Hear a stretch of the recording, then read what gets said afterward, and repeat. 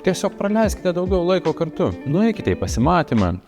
O kokie puikus patarimai. Žinot, ką man sako klientai? O jeigu mes praleisim daugiau laiko kartu, tai tiesiog daugiau laiko neturėsim apie ką kalbėtis arba pyksimės. Ir tikrai, kiekybė be kokybės gali duoti absoliučiai priešingą rezultatą. Keli patarimai padedantis, kai santykiuose laikas kartu nebedžiugina. Pirmas patarimas paradoksalus. Sutarkite pagal galimybės poroje praleisti kiekvienas laiko savo. Tikrai savo. Ne sportui, ne darbui, bet tai, ko trokštate. Tai svarbu sutarti. Kol nekuriame asmenės pilnatvės savo, sunku tikėtis, kad laiko poroje metu bus apie ką kalbėtis mums įkvepiančių temų. Antras patarimas, ir jis skirtas tik įgyvendinus pirmąjį, planuoti kokybišką laiką kartu. Ir ne veiklai, kurią mėgsta vienas, ar veiklai, kurią mėgsta kitas, o veiklai, kur yra absoliučiai nauja jums abiems, kur abu galite bandyti ir atitinkamai turėti daugiau temų pokalbiui apie savo patirtį. Vienas geriausių būdų – skirti laiko tiesiog labdarai, aišku, jeigu abiems tai yra priimtina. Nes net tyrimai rodo, kad tokioje veikloje abiejų žmonių interesai yra nukreipti į pagalbą kitiems žmonėms ir mes gebame tada atrasti kokybiškesnių pokalbių ir